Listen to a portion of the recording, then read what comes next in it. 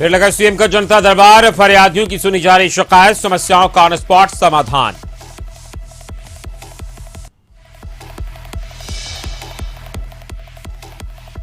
BJP कार्यालय में सहयोग कार्यक्रम के तहत सुनी जा रही लोगों की शिकायत, तो मंत्री सुन रहे हैं फरियाद, शिकायत और समस्याओं का ऑन स्पॉट समाधान।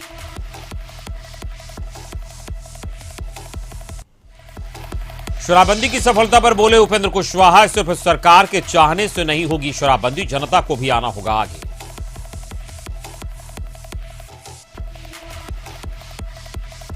नालंदा में बंधन बैंक कर्मी से 5,75,000 की लूट, अज्ञात अपराधियों ने दिया घटना को अंजाम, मामले की जांच में जुटी पुलिस।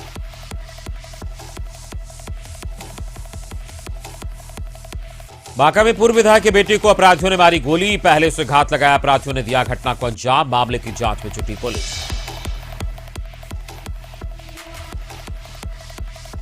और नालंदा में एक परिवार पर वज्रपात का कहर, वज्रपात की चपेट में आने से मां बेटी की मौत, बड़ी बेटी झुलसी, धान रोपनी करके लौटने के दौरान हुआ हादसा।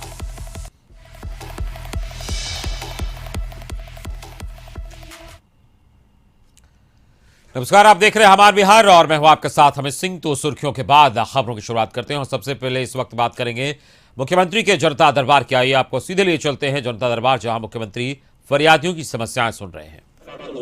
तो हमने एक विहित प्रक्रिया के तहत आपके पास आवेदन किया और मिलने आए। सर 2 मिनट सिर्फ समय दिया जाए, क्योंकि यह लाखों लड़के लड़कियों के भविष्य का सवाल है। सर आपको याद होगा 20 मार्च 2015 को 7 सर्कुलर रोड में हमने कंबाइंड परीक्षा से प्रभावित अभ्यर्थी मिले थे, तो आपने कहा था तात्कालिक प्रधान सचिव महोदय सामान्य प्रशासन को कि लड़कों से मिलिए, 2 लड़के जो अच्छी तरह से समझा सकते हैं उनको बुलाइए और उनके साथ मीटिंग कीजिए, रास्ता निकाल के फाइल मेरे पास लाइए। सर उन्होंने तथ्य को किस ढंग से आपके सामने रखा खबर का हमें नहीं मालूम। हम गए, हमसे आवेदन लिया गया और कहा गया जाइए, आपको यथा समय सूचना दी जाएगी। हम लगातार प्रयास कर रहे हैं सर, और बार बार हमको यही कहा जाता रहा नेक्स्ट परीक्षा में नेक्स्ट परीक्षा देखा जाएगा, परीक्षाएं होती रही, सत्र भी सुधर गया। हमने अपनी ओर से कई बार सॉल्यूशन भी देने का प्रयास किया, क्योंकि आपने स्पष्ट देखा दिया है सर, सिर्फ एक पेज पलट के देखा जाए, हमारा उस दिन इंटरव्यू भी हुआ था, आपका फोटो भी आया था, हम लोग का नाम भी आया था, सिर्फ एक पेज पलट के देखा जाए। लेकिन सर अब संक्षिप्त में हम यही बात कहेंगे, ज्यादा समय न लेते हुए, कि सर वैकेंसी आने वाली है, माननीय प्रधान सचिव महोदय को स्पष्ट आदेश दिया जाए ताकि हम लोग को एक मौका मिले और आपको हम लोग धन्यवाद दे सके। आपकी बातों का एक महत्व होता है सर। लास्ट में हम यही कहेंगे सर, 3 मार्च 2000 को जब आप पहली बार मुख्यमंत्री बने थे, तो आपने एक बात कही थी सर,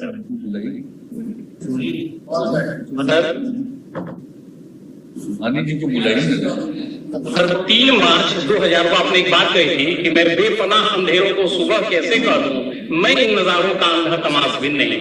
सर ये बेपनाह अंधेरे हैं, सुबह आपके आशीर्वाद, निर्णय आपको लेना है सर।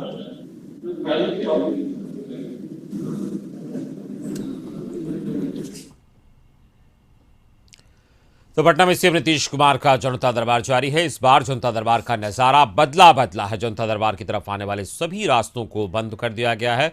जनता में कई जिलों से लोग पहुंचे हैं इस दरबार में, लेकिन जानकारी की कमी के कारण लोगों को काफी मुसीबतों का सामना करना पड़ रहा है।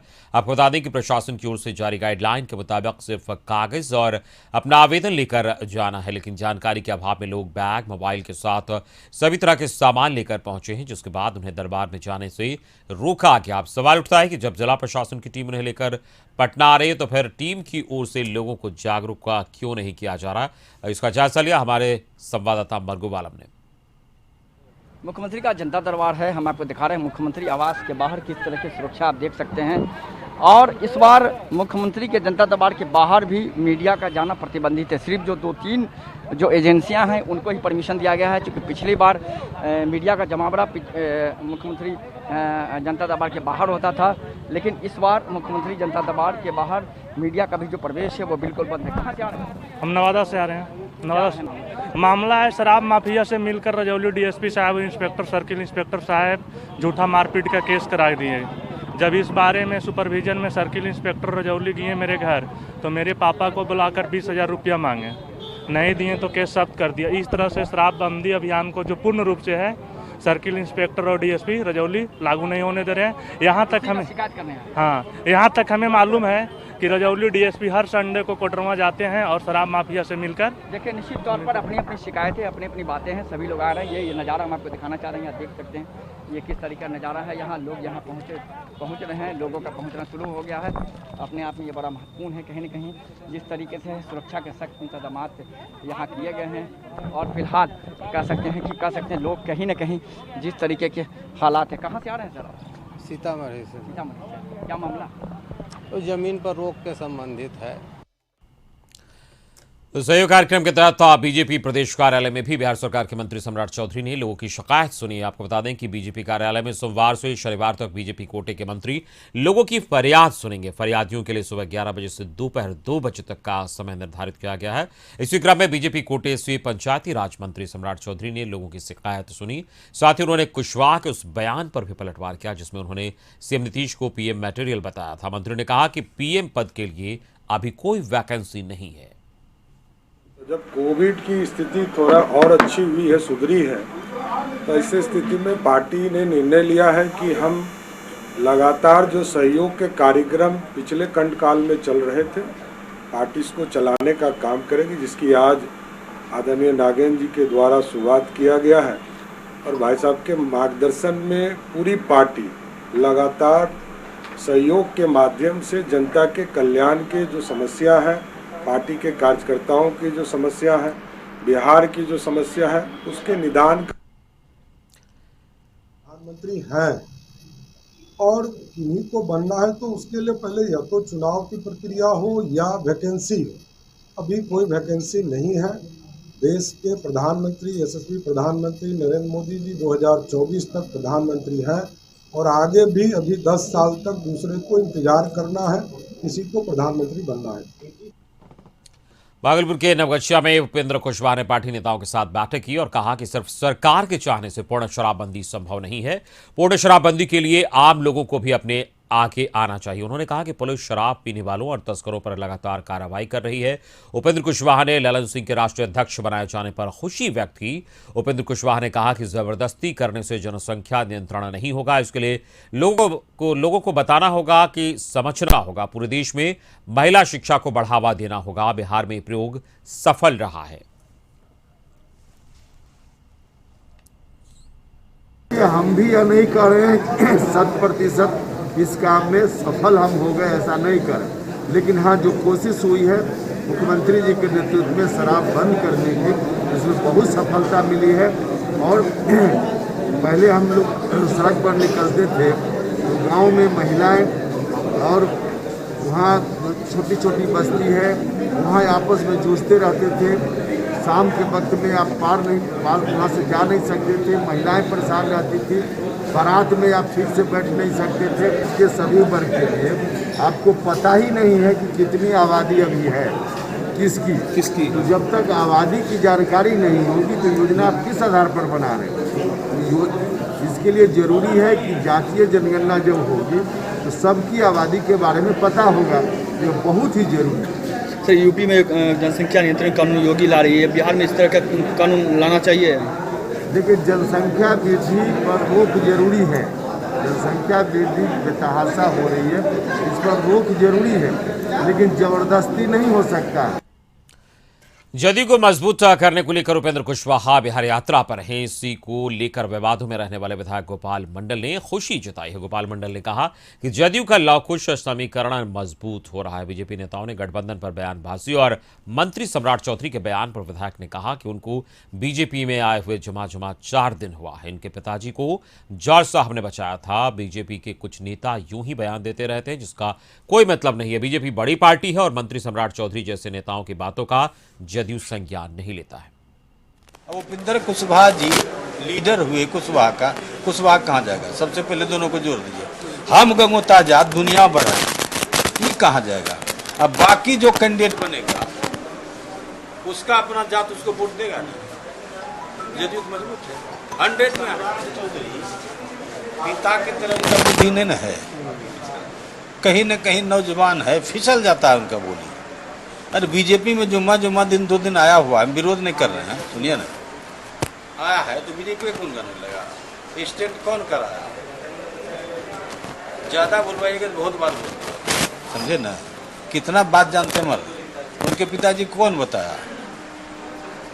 जदयू यानी समता पार्टी के राष्ट्रीय अध्यक्ष जॉर्ज फर्नांडिस ने बचाया जब आक्रमण हुआ था लालू यादव का। क्या बात करते हैं? तो लगता नहीं है कि गठबंधन में कहीं कहीं दरार है, कहीं बीजेपी वाले लोग अलग बोलते हैं, कुछ नहीं बोलते हैं। वो हर टाइप का लोग बोलते हैं। जो लफवा टाइप का लोग होगा ना, विधायक को कोई हो, वो भले बोलते होंगे, बाकी नेता से हमारा फिट है। हम क्या बुझाते हैं आपको? विधायक गोपालपुर का और बिहार का राजनीति करने वाला गोपाल मंडल है। मैं बिहार को नेतृत्व करता हूँ।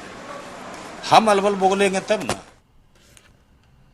नालंदा में बेखौफ बदमाशों ने कल व्यवसायी से 5,75,000 रुपए लूट लिए। मिली जानकारी के अनुसार फल व्यवसायी शारिक भाई अपने भाई के साथ व्यापारी को पैसा देने जा रहे थे। इस बीच इमादपुर पानी टंकी के पास पहले से घात लगाए नकाबपोश अपराधियों ने उन्हें घेर लिया और रुपयों से भरा बैग छीनने लगे। व्यापारी ने जब इसका विरोध किया तो पिस्टल से मारने लगे और गोली मारने की धमकी दी, फिर रुपए लेकर फरार हो गए। फिलहाल पुलिस पूरे मामले की जांच में जुट गई है। नदी के पार घाट जो है, घाट पार के उधर एगो मोटरसाइकिल से इंतजार लगी क्या कर रहा था, पूरा मुरट्ठा बांध के हम जा रहे थे। मेरे पीछे पीछे वो भी पार किया, फिर आगे जाके घटना वो कि क्या बोलता है, सब मिलकर चारों पट्टी से घेर दिया। घेरने के बाद मुझे सीधे मारा और मुझे दीवार में शीशा पर ढकेल दिया। ढकेलने के बाद में ये लोग को सब मिलकर घेर लिए, ब्रेक छीन। कितना लोग था? उन लोग 5 से 6 आदमी। हथियार लिया हुआ था? हथियार सभी के पास।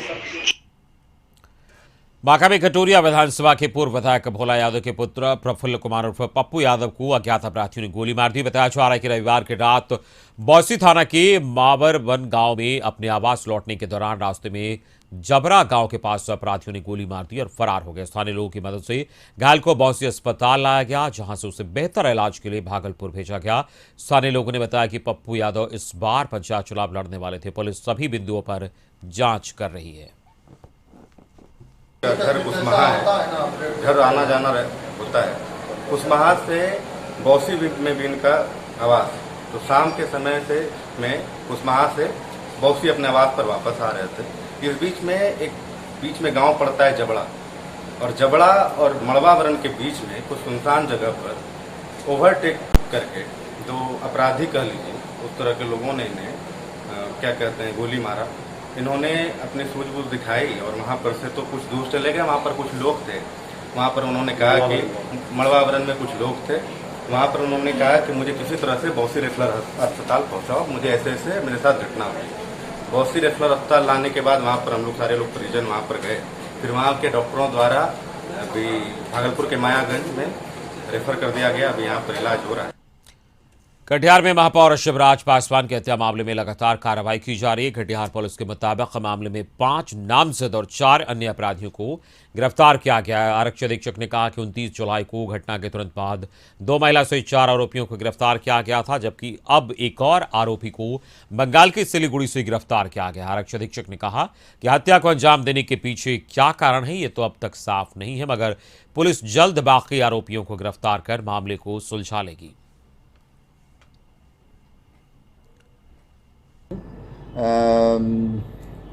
शुभम उर्फ कार्य पासवान को सिलीगुड़ी पश्चिम बंगाल से गिरफ्तार किया गया है। साथ ही ग्रामीणों के सहयोग से 4 अन्य अप्राथमिकी अभियुक्त को भी गिरफ्तार किया गया है, जिनके द्वारा अपनी संलिप्तता भी स्वीकार की गई है और सीसीटीवी फुटेज में भी उनमें से 1-2 अपराधकर्मी का भागने का साक्ष्य भी प्राप्त है। तो उस दृष्टिकोण से उनसे हिरासत में लेकर पूछताछ की जा रही है। इस प्रकार अभी तक इस कांड में कुल 5 प्राथमिकी अभियुक्त और 4 अप्राथमिकी 9 अभियुक्तों को गिरफ्तार किया गया है। अन्य अभियुक्तों की गिरफ्तारी हेतु छापामारी जारी। के बाद आगे बढ़ते हैं। दानापुर पुलिस ने पीपापुल घाट और नासरीगंज घाट पर अवैध बालू को लेकर बैरिकेडिंग लगा दी है। रविवार को भाजपा नेता भाई सरोज यादव और रंजीत यादव के नेतृत्व में दियारा वासियों का एक प्रतिनिधिमंडल सांसद रामकृपाल यादव से मिलकर बैरिकेडिंग को गलत जगह लगाने की शिकायत की। लोगों ने सांसद को बताया कि राशन सामग्री सहित अन्य जरूरी सामान त्योहार में लाने के लिए एकमात्र सहारा नाव ही है, लेकिन प्रशासन ने बैरिकेडिंग घाट से काफी पहले लगा दिया, जिससे परेशानी हो रही है। आम जनता जो है, हजारों हजार लोग दियारा में रहते हैं, अवैध बालू के खनन के लिए रोक लगा है। लगे उसमें कहीं किसी जनता को मना ही नहीं कर रहा है, मगर ये बैरियर लगने से लोगों को कठिनाई हो रही है। अब यहाँ से सामान देखिए, छड़ है, कार्टून है, सीमेंट है, अनाज है, काफ़ी यहाँ से दूर पड़ रहा है। आज मैंने सुबह में एसडीओ साहब से बातचीत की थी, उनका ध्यान आकेश करवाया था, और मैंने उनसे कहा कि मैं खुद जाऊंगा स्पॉट देखने के लिए कितनी दूरी पर है। कहा बहुत कम दूरी है, और हमको लगता है थोड़ा और कम करना चाहिए दूरी जो है, गंगा के किनारे जहाँ नाव पर लोग चढ़ेंगे उस दूरी को कम करना चाहिए। फिर आज हम उच्च अधिकारी से बात करके इसका निदान। पटना में कदमकुआ थाना क्षेत्र के राजेंद्र नगर गोलंबर के पास एक युवक का शव बरामद हुआ, जिसके बाद पुलिस को इसकी सूचना दी गई। जहां मौके पर पहुंची पुलिस ने एफएसएल की टीम को सहायता से मामले की जांच में लगी है। फिलहाल युवक की पहचान नहीं हो पाई है। पुलिस शव की पहचान कराने वाले की कोशिश कर रही है। पटना के गोपालपुर थाना इलाके के बैरिया के पास मकान में एक महिला का शव बरामद किया गया। घटना की सूचना मिलते ही पुलिस मौके पर पहुंची और शव को पोस्टमार्टम के लिए भेज दिया। गोपालपुर थाना प्रभारी ने कहा कि महिला की मौत की जांच की जा रही है।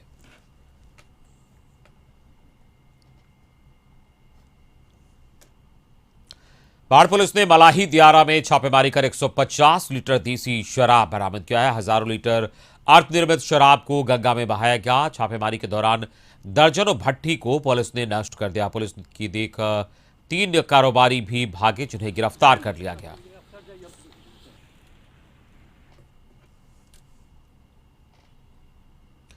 मधेपुरा के जननायक कर्पूरी ठाकुर मेडिकल कॉलेज में सुविधाओं की मांग, छात्रों ने जमकर इसको लेकर हंगामा किया। कहने को तो सरकार इस मेडिकल कॉलेज को आधुनिक सुविधाओं से लैस वर्ल्ड क्लास का मेडिकल कॉलेज और अस्पताल कहती है, लेकिन जैसे कोरोना के अस्पताल का भेद खोल, उसी तरह आज छात्रों ने कॉलेज का भी भेद खोल दिया। आज छात्र अपने हॉस्टल से निकलकर मेडिकल कॉलेज के मुख्य गेट पर आ गए और गेट को बंद कर दिया। इमरजेंसी सेवा को भी ठप करने का प्रयास किया। इस दौरान स्थानीय लोगों और मरीजों के परिजनों से झड़प भी हुई। करीब 2 घंटे के जद्दोजहद के बाद स्थानीय प्रशासन और मेडिकल कॉलेज प्रशासन के आश्वासन पर छात्रों का हंगामा शांत हुआ।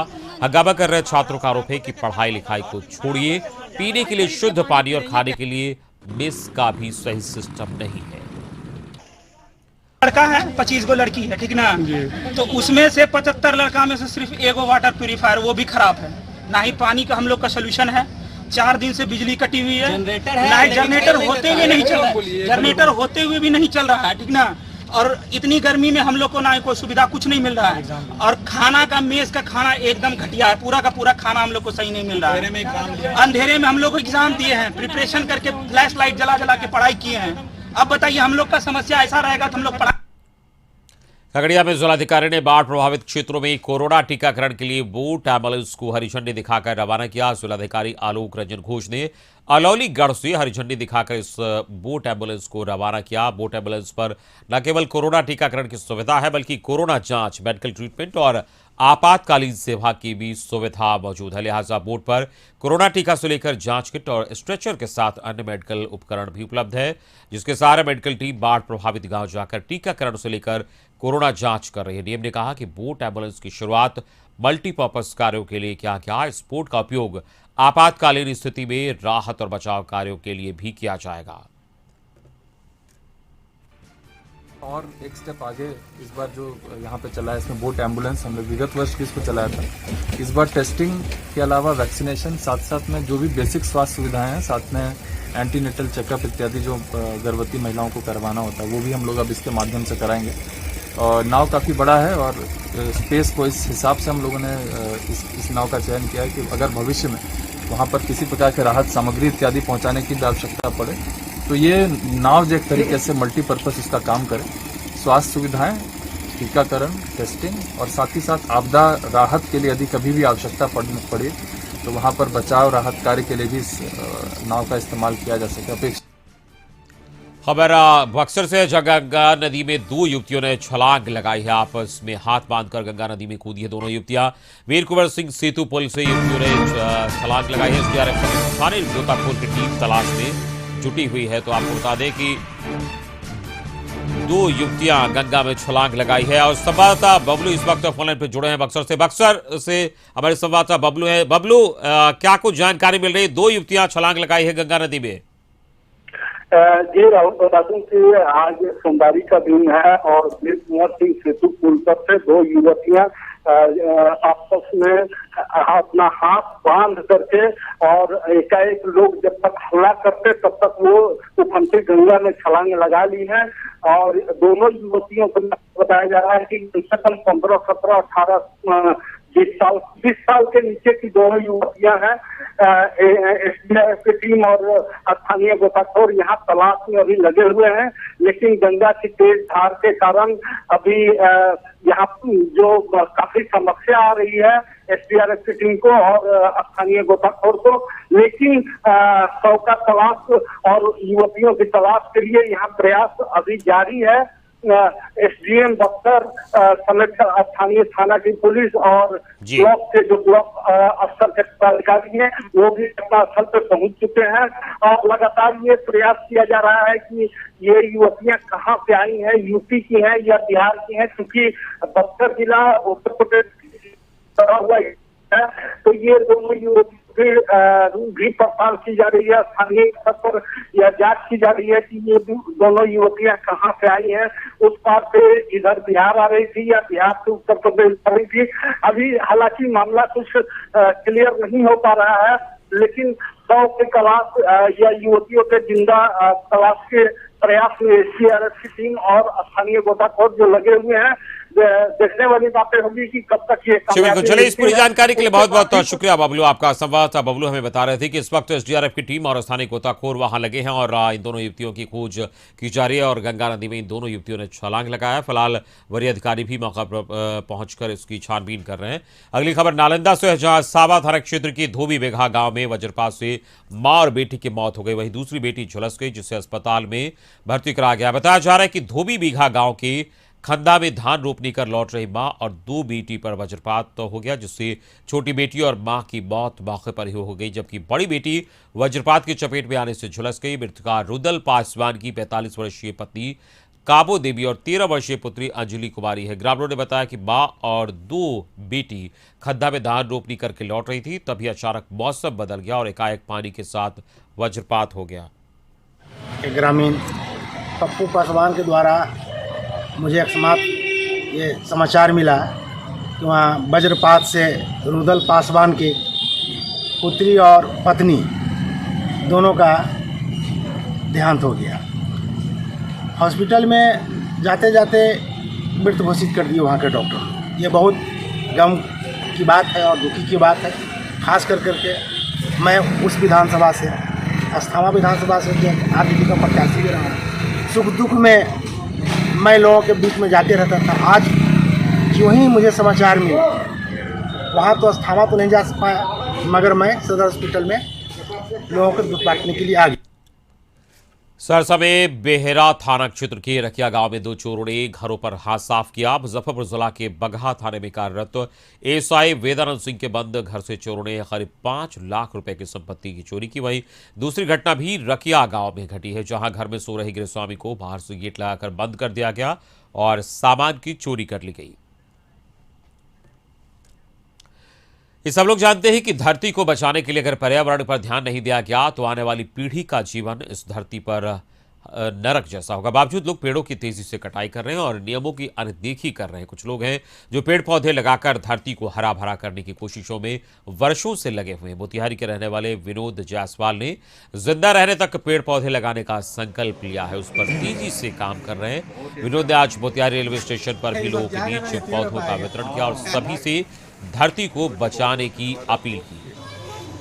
नए लोगों को सामने लाना है। अपने माता स्वर्गीय महापति देवी, पिता स्वर्गीय यमुना प्रसाद जी और पिता पूज्य ससुर जी रामयोध्या प्रसाद जी के, और समझिए कि मतलब कि कोविड-19 में गुजरे सारे लोगों को मैं ये वृक्षारोपण कर संदेश देता हूँ कि सभी के याद में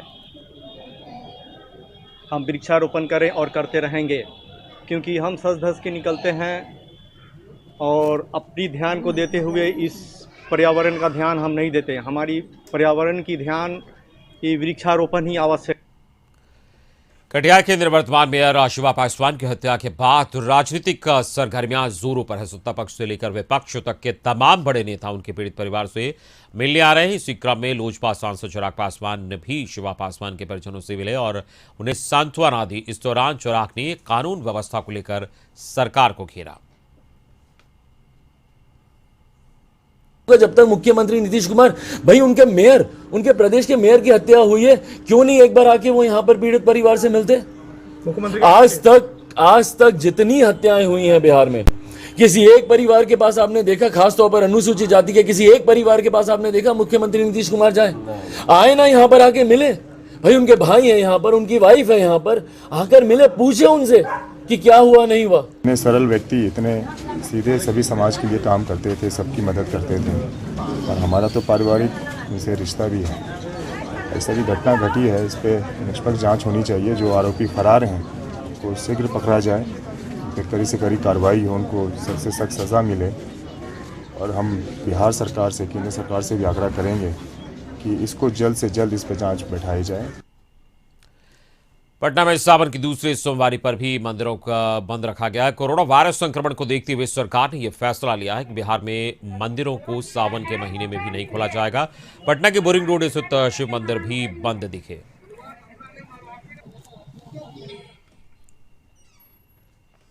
बाढ़ के उत्तरायणी गंगा तट पर स्थित उमानाथ धाम का धर्म ग्रंथों में वर्णन है, इसलिए इनकी प्रसिद्धि काफी दूर दूर तक फैली है।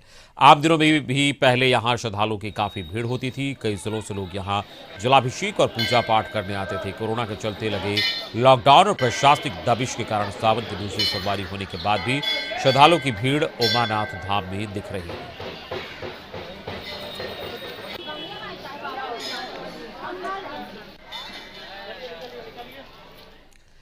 सावन की दूसरी सोमवारी पर अरवल के प्रसिद्ध पर्यटक स्थल मधुश्रवा में कोरोना गाइडलाइन की जमकर धज्जियां उड़ाई जा रही है। मंदिर बंद रखने के निर्देश के बावजूद बड़ी संख्या में श्रद्धालु बाबा भोलेनाथ पर जलाभिषेक करते दिखे।